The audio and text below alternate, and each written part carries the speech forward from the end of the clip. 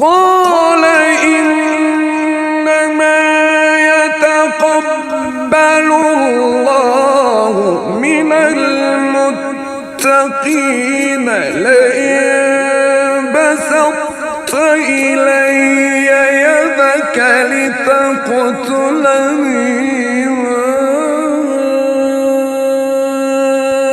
أنا بباسط يدي إليك لأقتلك إني أخاف الله رب العالمين.